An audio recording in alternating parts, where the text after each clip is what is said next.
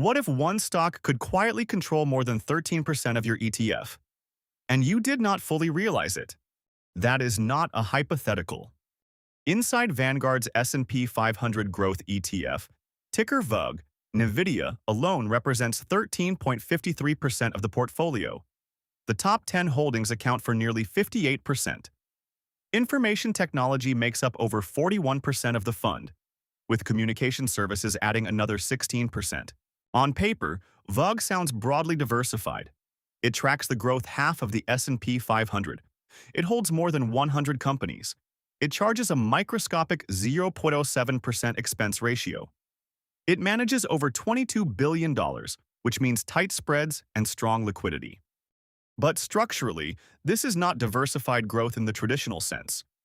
It is concentrated mega-cap growth dominance. And that distinction matters. Let's start with what VUG is designed to do. VUG tracks the S&P 500 Growth Index. That means it removes the value half of the S&P 500 and isolates companies with stronger earnings growth, higher price-to-book ratios, and stronger sales momentum. It deliberately excludes defensive sectors like utilities, energy, and many consumer staples. There is no built-in ballast. This is pure growth exposure. The fund's return engine is straightforward. Companies inside VUG tend to reinvest profits back into expansion. They compound earnings through revenue growth, margin expansion, innovation cycles, and network effects. When interest rates are stable or falling, valuation multiples expand. That creates powerful total returns. And historically, that engine has worked. Over the past 5 years, VUG delivered roughly 88%.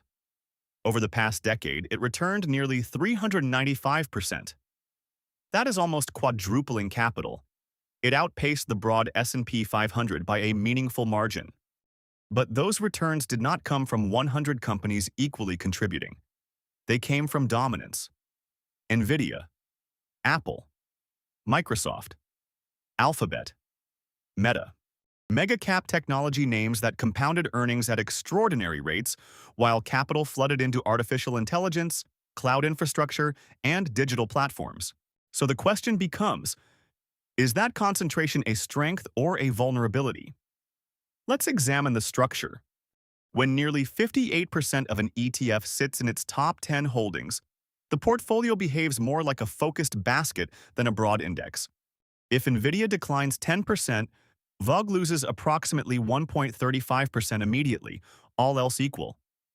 If multiple top holdings correct at once, volatility compounds. That is concentration risk. Now, concentration is not inherently negative. It becomes dangerous only when investors misunderstand it.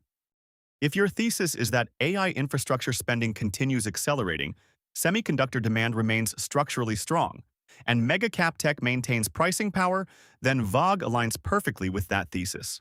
But if leadership rotates, if rates remain elevated, if regulatory pressure intensifies, or if earnings growth slows, the same concentration that drove outperformance can amplify drawdowns. And that brings us to 2026.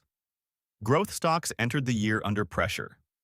The 10-year Treasury yield moved above 4.29%.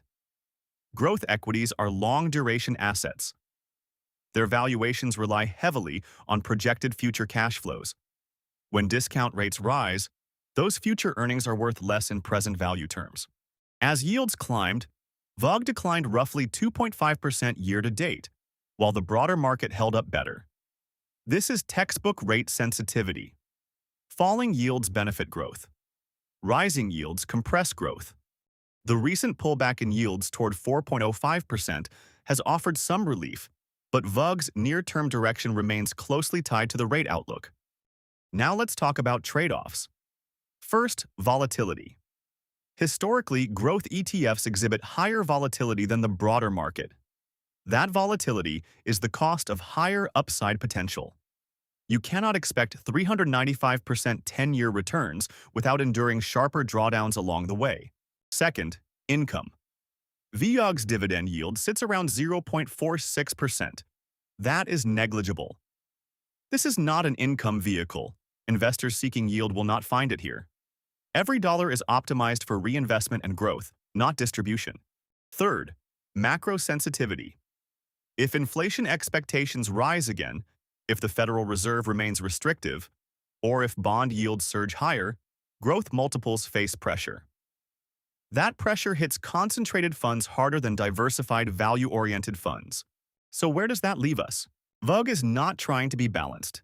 It is not trying to smooth volatility. It is not trying to generate income. It is trying to capture the earnings acceleration of America's most innovative companies.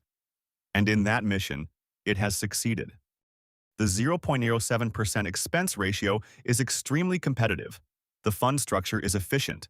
Liquidity is strong. Tracking error is minimal. This is passive implementation done well. But investors must understand what they are actually buying. You are not buying the market. You are buying a technology-heavy, mega-cap concentrated growth portfolio that thrives in environments of falling or stable rates, strong innovation cycles, and sustained earnings expansion.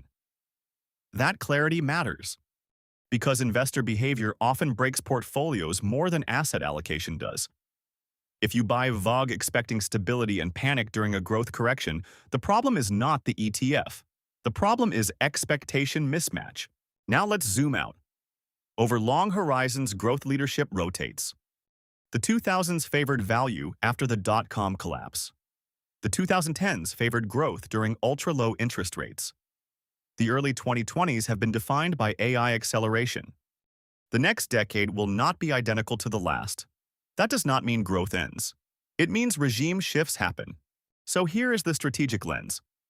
If you believe artificial intelligence infrastructure spending remains secular, if you believe cloud computing, automation, and digital platforms continue compounding earnings, and if you accept rate volatility as part of the journey, VUG remains a structurally efficient vehicle. If you want lower volatility, higher income, and broader sector exposure, VUG may need to be paired with complementary allocations. Because diversification does not mean owning many tickers, it means owning uncorrelated return streams. VUG delivers one powerful return stream, mega-cap growth compounding, and it does it cheaply. The real question is not whether VUG is good or bad. The real question is whether its concentration aligns with your macro outlook, your volatility tolerance, and your time horizon. If NVIDIA, Apple, and Microsoft continue dominating global innovation cycles, VUG benefits disproportionately. If leadership shifts or rates remain restrictive, expect pressure. That is the trade-off. Precision matters in portfolio construction. Labels can mislead. Growth ETF sounds broad. The data reveals concentration. Understand the engine, understand the risk.